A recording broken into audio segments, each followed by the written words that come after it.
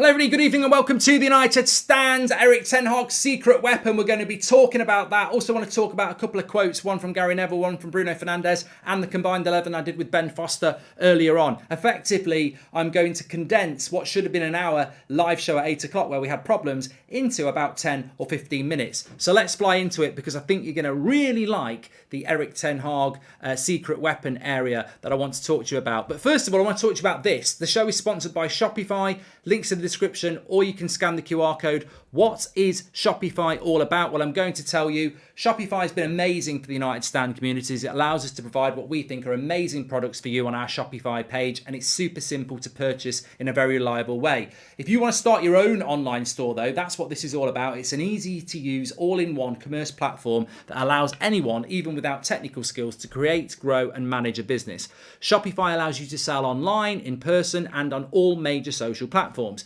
So if you're an aspiring entrepreneur, Shopify is super simple to use. And I mean, I've got no experience on selling anything online. So if I can do it, anyone can. We run every part of the United Stand merchandise store through the Shopify platform. And it honestly takes all the hassle away from selling online. So we can make sure we focus on bringing you the best content for our amazing audience. So if you want to learn more about Shopify and become an entrepreneur or sell your own things, hit the link in the description or scan the QR code to start your 14-day free trial today. Thank you very much to Shopify for that. And of course, if you want to get any of our stuff, we do ship worldwide through Shopify. The United Stand on Shopify, links in the description. But this is about you. If you want to get involved in it, check it out. Links in the description. Maybe you want to sell mugs or blankets or towels or whatever.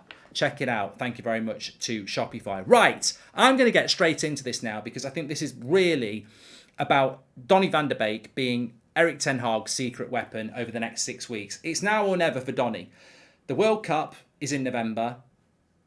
We come back from the World Cup on Boxing Day, and 5 days after that, the January transfer window opens. Donny won't be going to the World Cup, and by the time that we kick back after the World Cup, he'll basically be knocking on the door to Erik ten Hag saying, it's not worked out for me, I want to go in January like he did last year. And Erik ten Hag will probably let that happen. But I'm not convinced it will happen. I believe there is a way for Donny van der Beek to be a success at Manchester United. And I want to know who's with me on this. And I'm going to show you why I think there is a way back. Because we don't have an alternative to Eriksen or Bruno. I want to take you back to the game against Real Sociedad when we played Real Sociedad at Old Trafford and we lost 1-0. We started off. He wanted to rotate Bruno and Eriksen. Basically, he wanted to play them for 45 minutes each. Eriksen started in the midfield in the first half. Bruno was on the bench. Fred played as the number 10. It didn't work. It was really bad. Fred received the ball loads of times in good positions with space and didn't know what to do with it. Second half, Bruno came on. Eriksen came off. Fred went back to the Eriksen role and we couldn't get the ball enough to Bruno because Fred's no Eriksen. So for me, in that United side, there is no alternative to Eriksen in the deeper midfield role and there is no alternative to Bruno in the attacking midfield role because basically those two players are basically the only two players we've got like that. Fred can't do it. Casemiro can't do it. McTominay can't do it. Donny's the only one who can do it. And therefore, there's a real role in that team to be that player. Now, if Donny fails at it, we'll still need to bring somebody in to do that role. And what Donny needs to realise is he's not a starter. You're starting from the very start. You're starting afresh like a new signing again. Can you get some game time when Eriksen doesn't play and show us you can do that role? Can you get some game time when Bruno doesn't play and do that role? And then if you do that role well, can you pressure them enough to force your way into the team? He's only just 25. So this is where I think Donny van der Beek has a future at Manchester United. And this is what I wanted to basically show you earlier on. So if you look at Fred in that game against Sociedad, he was in this area in the first half and he received the ball in this area about 6 times in 45 minutes, yeah? 3 of the times he received it, he passed it backwards. That's Fred. One of the times he took a shot, which we know didn't go in. One of the times was an overhit pass trying to get, I think, Alanga in down the left-hand side. And then the other occasion was a sideways pass. Now, ignore all the other players there, because I know that wasn't the team that started against Sociedad. I'm just showing you Fred in that area, receiving that ball, and what he did with it. Half of the time it went backwards. There was one forward pass. There was one shot and there was one overhit pass. So he received the ball in a good area 6 times in that first half. Donny van der Beek would have started in that game. Would Donny van der Beek receiving that ball 6 times with space in 45 minutes, Would he have passed it sideways? Would he have shot? Would he have overhit a pass? And would he have passed backwards 3 times? I don't think he would. I think that was the game where Donny van de Beek would have had an opportunity against a good team to show he was all about. But he was injured.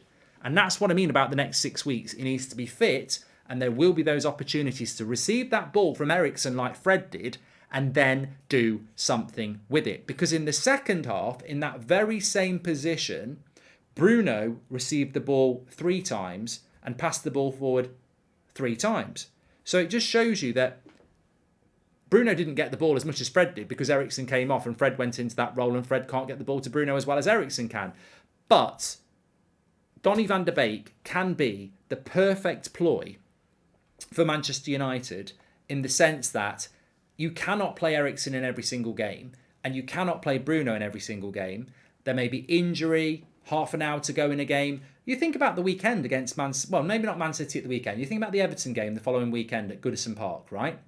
We start with Eriksen and Bruno, and with half an hour to go, Bruno's not having a good game. So you take him off and you bring Donny on. He has a good game. So we haven't got... What I'm trying to say is that people are writing Donny off, but they're not actually looking at United and going, we have got an issue here. We have got an issue that if Bruno gets injured or plays badly, who plays there? Because we need Eriksen deeper. Same with Eriksen. There is a role there for Donny van de Beek. He just needs to get fit and get in the team and show us he can do it. Because Fred, McTominay and Casemiro don't have that in their repertoire to do that. And also, it's not just about the attacking midfield position of Bruno. What, if anything, happens with Eriksen? Because if you look at it from the Eriksen point of view, and let me just remove that one. So Eriksen, yeah? Eriksen in this position here. Against Real Sociedad in the first half when he played 5 forward passes and 5 backward passes. Now, Fred in that position, he can't link that play. And what I mean by that is, if you've got Fred here, he's going to go like this. His passes are going to be like this. He's not really like Eriksen, who's looking to do that, or that, or that.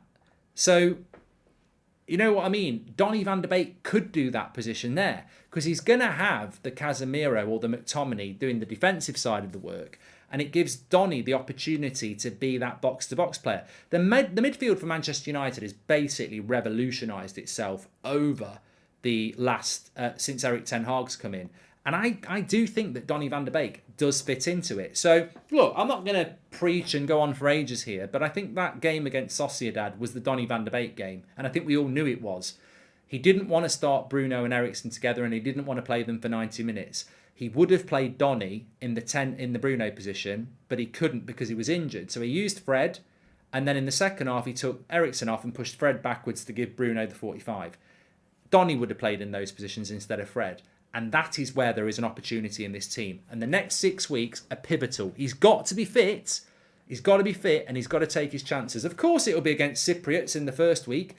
But if he goes into those games and he plays well, there is 100% an opportunity for Donny van de Beek in this team. 100%. And it amazes me that people think, nah, he's finished. He's finished. Because I say to those people, how can he be finished when we don't have an alternative to Eriksen and we don't have an alternative to Bruno? That is the position that Ten Hag sees Donny being in. And Ten Hag is not the sort of manager, maybe like a Solskjaer, who's like, you're the understudy. If Donny played well in that position, or there was an injury and he played well, he'd hold the shirt. If I'm Donny van de Beek, I'm thinking this. It's been a nightmare for me at Manchester United, and I might have to knock on the door in January and say I want to go. But over the next 6 weeks, if I'm fit, I know I'll get chances. And if I get chances and I perform well, I know I'll play more. And if I play more, I'm happy at Manchester United. He's already shown with Harry Maguire, Victor Lindelof, Luke Shaw, that he will make changes and he will stick with those players who are doing well. He's shown with McTominay that he can spend £60 million on one of the best CDMs in the world, but when McTominay's doing well, McTominay will start in big games like the Manchester Derby or Arsenal. So Donny van de Beek doesn't need to pressure himself about, I won't get chances, I won't get chances. You will get chances. That Sociedad game would have been a massive chance for you. Imagine Donny van de Beek in that number 10 position instead of Fred, receiving the ball 6 times in good positions. He ain't going to pass it back 3 times or overhit it or go for a shot. He's going to use that ball. He's going to feed Ronaldo in or something like that.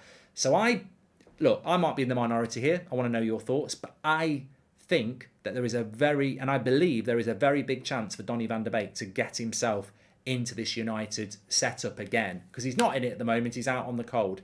There is an opportunity for him, and if he doesn't take it, he will be sold and moved on. But we'll have to bring somebody else in to do it. Now, Ten Hag knows Donny van der Beek.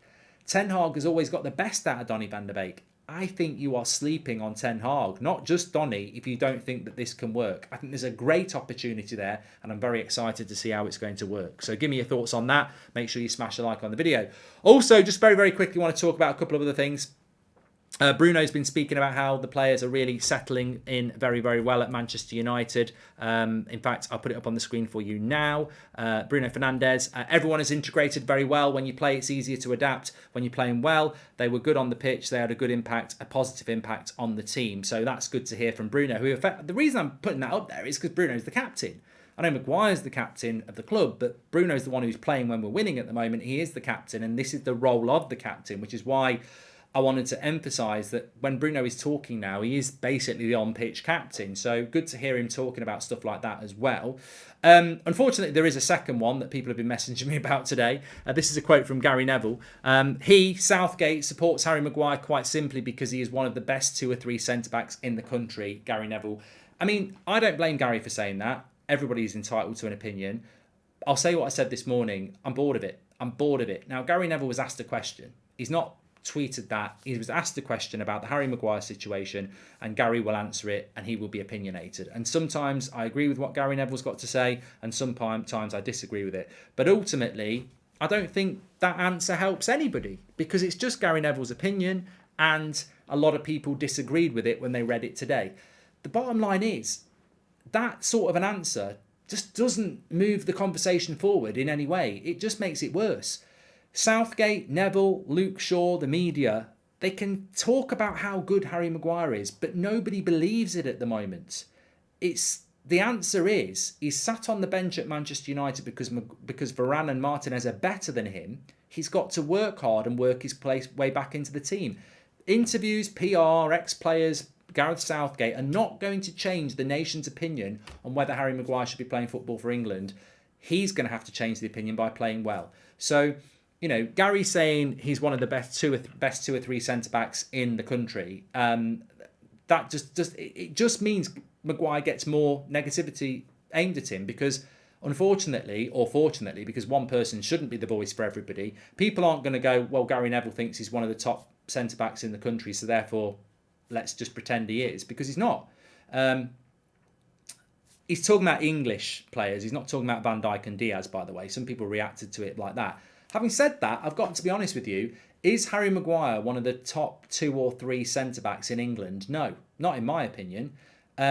He's not had a very good season, and he didn't have a very good season last year. So am I wrong in saying that Maguire's been pretty poor for a year? How can he be one of the best centre-backs in England when he's been poor for a year? In that time, Tomori's English. He's won a title in Serie A. Dyer has been very good for Spurs recently.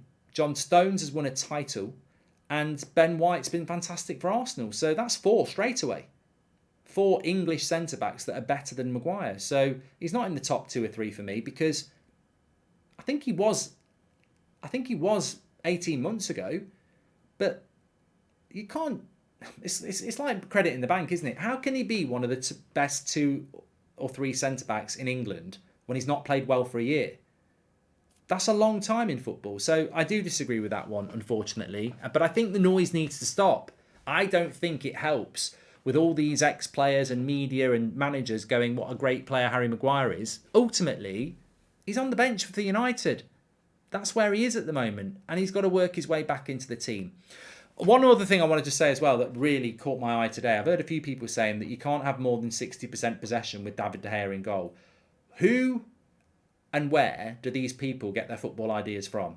What football analytical nonsense are they digesting and shitting out? You can't have more than...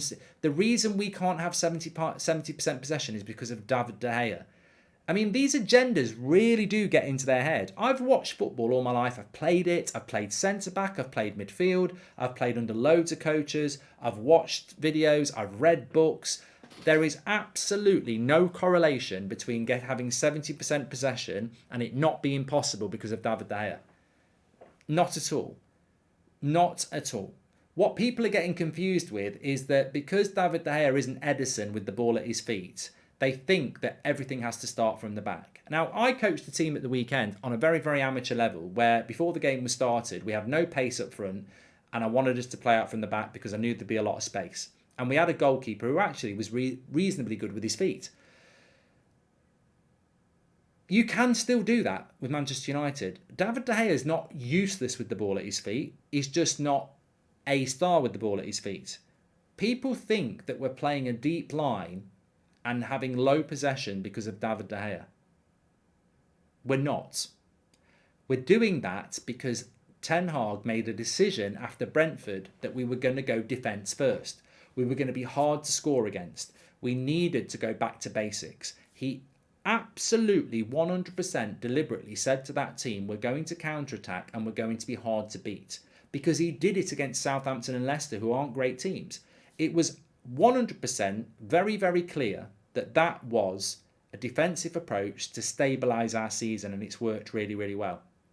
We've already seen in pre-season that United can play a high line and a high possession game with David De Gea in goal. Yes, it was pre-season, but it can be done. This is a conscious decision from Erik Ten Hag. 70% possession can happen with any goalkeeper in goal because it's about the team possession. The reason we're not playing with high possession at the moment is because Ten Hag has gone back to basics. That's what he's done. And also, the team is not very good at transitioning from midfield to attack because it's still very disjointed. Eriksen can do it. McTominay, not so much. Fred can't do it. We don't know about Casemiro yet. And actually, the front three aren't particularly good at keeping the ball in the final third either. Sancho can do it. Rashford's not really that good at it. Ronaldo's not really that good at it. And on the right-hand side, we've only just brought Anthony in. So the team is very much in transition in all areas, apart from the back five, which is providing the stability for us to get results by not conceding goals.